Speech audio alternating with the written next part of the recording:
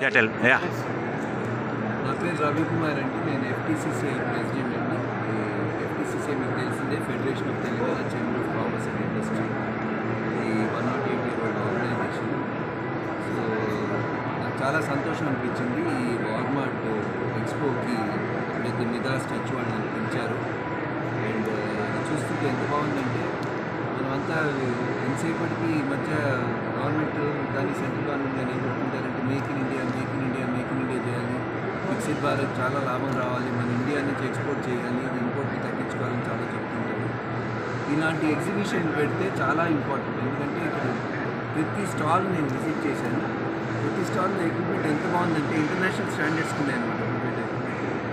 కానీ ఈ ప్రమోషన్ ఇలాంటి ఎగ్జిబిషన్ పెడితేనే అవుతాయి. అయినప్పుడు ఏమవుతుందంటే మనం బయట నుంచి తెచ్చే తగ్గుతాయి. ఇండియాలో మన మేక్ ఇన్ ఇండియాలో మన కంపెనీస్ మన ప్రోడక్ట్ కొనుక్కోవడం పెరుగుతుంటుంది. పెరిగే కొద్దీ మన ఎకానమీ కూడా పెరుగుతుంది, అలానే మన రికగ్నిషన్ కూడా లభిస్తుంది. సో ఈ ఎగ్జిబిషన్ నా లెక్కలో ఈ వేర్ హౌస్కి సంబంధించి ప్రతి ఇండస్ట్రీ ఎవరైతే ఈ వేర్ హౌస్ మెటీరియల్ కొనాలనుకుంటారో వాడతారో వాళ్ళు ఈ ఎగ్జిబిషన్కి వచ్చి తీరాలి. వస్తే చాలా మంచిది, వస్తే వాళ్ళకే అడ్వాంటేజ్ అనుకుంటుంది. ఇప్పుడేదో చాలామంది ఎక్స్పోకి జనాల్ని కొంతమందిని పిలుస్తుంటాం, మనం పిలిచి ఈ విషయంలో మార్కెటింగ్ చేయాలి, పిలవాలి, కానీ వచ్చిన వాళ్ళకి లాభం లభిస్తుంది. ఎందుకంటే అంత చక్కటి ప్రోడక్ట్స్ ఉన్నాయి. So my request to everyone is they should come and experience this exhibition. ఈ ఎగ్జిబిషన్ 3 రోజులు ఉంది.